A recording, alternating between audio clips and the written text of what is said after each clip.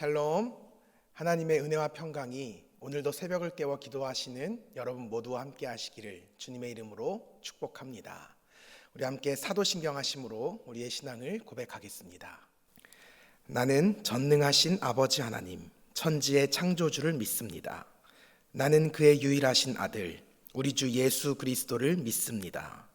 그는 성령으로 잉태되어 동정녀 마리아에게서 나시고 본디오 빌라도에게 고난을 받아 십자가에 못 박혀 죽으시고 장사된 지 사흘 만에 죽은 자 가운데서 다시 살아나셨으며 하늘에 오르시어 전능하신 아버지 하나님 우편에 앉아 계시다가 거기로부터 살아있는 자와 죽은 자를 심판하러 오십니다.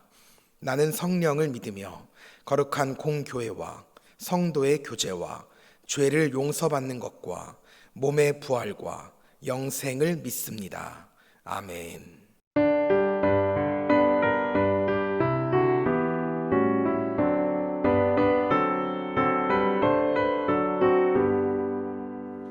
주는 나를 기르시는 목자요, 나는 주님의 귀한 어린 양. 푸른 풀밭 맑은 시냇 물가로 나를 인도하여 주신다. 주는 나의 좋은 목자, 나는 그의 어린 양. 저를 따라 꼴을 먹여주시니 내게 부족함 전혀 없어라. 예쁜 새들 노래하는 아침과 너를 비키는 고운 영혼에 사랑하는 나의 목자 음성이 나를 언제나 불러주신다. 주는 나의 좋은 목자, 나는 그의 어린 양. 저를 따라 꼴을 먹여주시니 내게 부족함 전혀 없어라.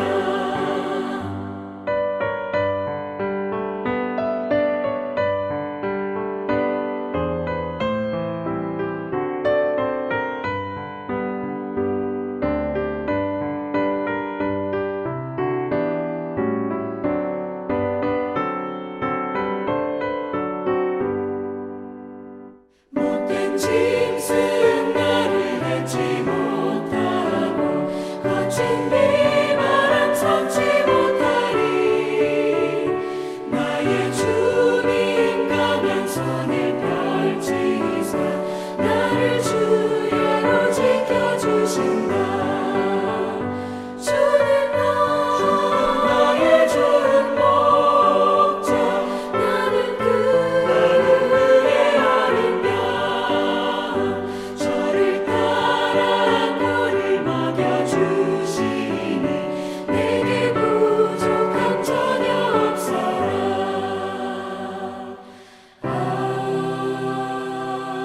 아멘. 오늘 하나님께서 우리에게 주시는 말씀은 히브리서 9장 4절 말씀입니다.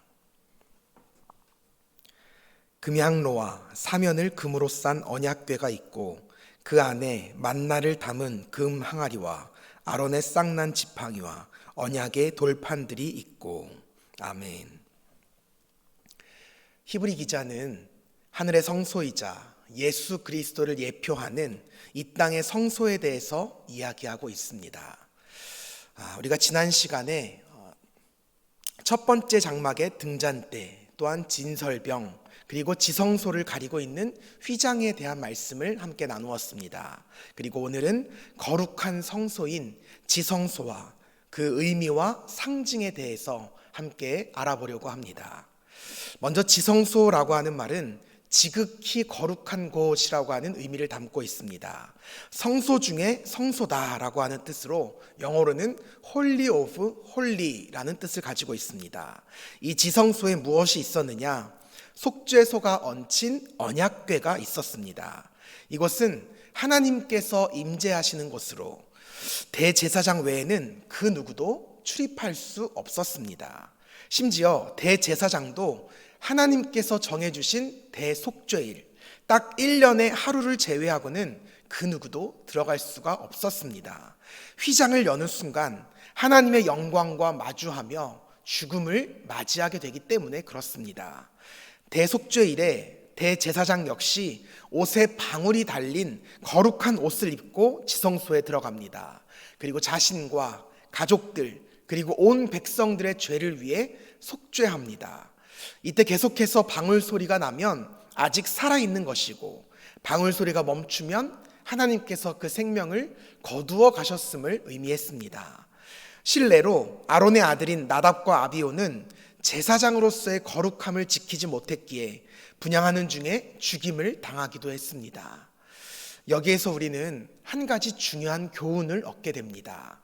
하나님께서 제사장들에게 요구하시는 것은 다른 그 무엇이 아닌 바로 거룩함이라고 하는 사실입니다. 그리고 그 제사장이 누구이냐? 바로 저와 여러분들입니다. 옛 언약에서는 레위 지파의 후손들에게만 제사장의 직분이 허락되었지만, 그러나 예수님께서 새 언약을 베푸시고 주님을 구주로 고백하는 모든 성도들에게 왕 같은 제사장이라고 하는 직분을 허락하셨습니다. 이 말은 곧 하나님께서 우리에게 요구하시는 것은 거룩함, 또한 거룩한 삶이라고 하는 사실입니다. 우리는 무언가 거창하게 하나님을 위해 일하려고 애씁니다. 그것이 하나님을 기쁘시게 하는 일이라고 믿습니다. 물론 우리의 정성을 하나님께서는 기쁘게 받으십니다.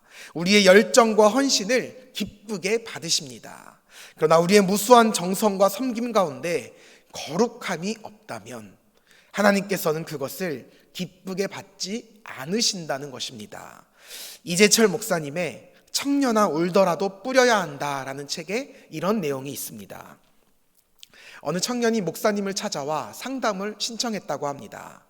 제가 어떤 일을 해야 하나님이 기뻐하실까요? 당신이 무엇을 하든 하나님께 영광 돌리고 정직하게 행한다면 하나님은 당신의 일을 기뻐하실 것입니다.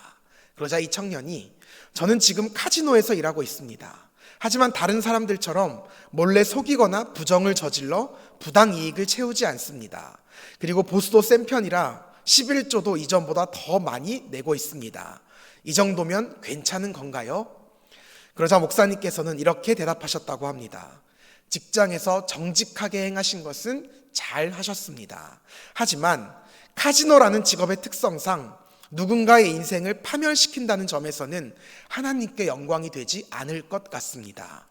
우리를 향하신 하나님의 뜻은 심은 대로 거두어서 수고한 대가로 얻은 일용할 양식에 만족하며 사는 것인데, 아무런 땀 흘림 없이 일획천금의 행운만 바라거나 혹은 누군가의 인생을 불행하게 하고 슬프게 만드는 일에 기여한다면 11조의 많고 적음에 상관없이 하나님께서 기뻐하시지 않을 것 같습니다. 오해하지 마시기 바랍니다. 직업의 귀천을 말씀드리는 것이 아닙니다. 다만 모든 일을 통하여 우리가 하나님께 영광 올려드릴 수는 있지만, 적어도 그 일 가운데에는 하나님께서 원하시는 최고의 기쁨, 그것이 바로 거룩함에 있다고 하는 사실입니다. 바라기는 여러분의 모든 삶 가운데, 여러분의 가정과 일터 가운데 하나님이 기뻐하시는 거룩함이 있기를 바랍니다. 그 거룩함으로 하나님께 영광 올려드리는 저와 여러분이 되기를 주님의 이름으로 축복합니다. 이어서 히브리 기자는 지성소 안에 있는 성물을 언급합니다. 먼저 금향로입니다. 이것은 구약 성경의 분향단이라고 기록되어 있는데, 날마다 아침과 저녁으로 향을 살라야 했습니다. 그리고 하나님만을 위해 특별한 향을 만들어 피워야 했습니다. 그러면 그 향을 하나님께서 기쁘게 받으시는 것입니다. 요한 사도는 요한계시록에서 이 향을 성도의 기도라고 표현했습니다. 뿐만 아니라 이사야 선지자는 이것이 하나님께 올려드리는 향기로운 찬양이라고 표현하기도 했습니다. 곧 이 금향로의 향은 성도의 기도와 찬양이 하나님께서 계신 보좌 앞으로 올라감을 상징하고 있는 것입니다. 당시 제사장들의 중요한 사역 중에 하나가 바로 이 향을 날마다 아침과 저녁으로 사르는 것이었습니다. 하나님께 올려드리는 이 기도와 찬양은 결코 멈춤이 있어서는 안 되기 때문입니다. 마찬가지로 사랑하는 성도 여러분, 우리도 우리 각자의 금양로, 또한 가정의 금양로, 교회의 금양로를 쉬지 않고 피워야 할 줄로 믿습니다. 아침과 저녁에 쉬지 말고 기도하시기 바랍니다. 잊지 말고 찬양하시기 바랍니다. 하나님께서 그러한 우리의 기도와 찬양을 기쁘게 흠양하여 주실 줄 믿습니다. 하나님을 기쁘시게 하는 예수향을 끊임없이 피워내는 저와 여러분이 되기를 주님의 이름으로 축복합니다. 이어서 만나를 담은 금 항아리가 있었습니다. 아론은 하나님의 명령에 따라 한 오멜의 만나를 항아리에 넣어 언약궤 안에 비치하였습니다. 하나님께서 이를 보관케 하신 목적은 이스라엘 대대 후손들로 하여금 하나님께서 이스라엘을 애굽 땅에서 인도해 내시고 광야에서 먹인 양식이 어떤 것인지를 보게 함으로써 하나님의 사랑과 신실하심을 깨닫게 하기 위함이었습니다. 하나님께서는 아무것도 없는 상황과 환경에서도 우리를 먹이시고 입히시고 살리시는 분인 줄 믿으시기 바랍니다. 날마다 일용할 양식을 공급하시며 우리의 삶을 끝까지 책임지시는 줄 믿으시기 바랍니다. 아무것도 보이지 않는 곳일지라도, 그곳이 설령 광야와 같은 곳이라 할지라도 우리의 가는 길을 인도하시고 결국에는 푸른 초장과 쉴만한 물가로 인도하실 줄 믿습니다. 또한 언약궤 안에는 아론의 쌍난 지팡이가 있었습니다. 출애굽 당시에 고라, 다단, 아비람 등이 당을 지어서 모세와 아론의 리더십에 반역을 일으켰습니다. 그러자 하나님께서는 각 지파의 이름이 적힌 12개의 지팡이를 모아놓게 하셨고, 그중 오직 레위 지파의 아론의 지팡이에서만 하룻밤새 싹이 나게 하셨습니다. 이는 이스라엘 자손들로 하여금 하나님께서 택하신 지도자, 곧 대제사장은 오직 아론임을 증명하신 것이었습니다.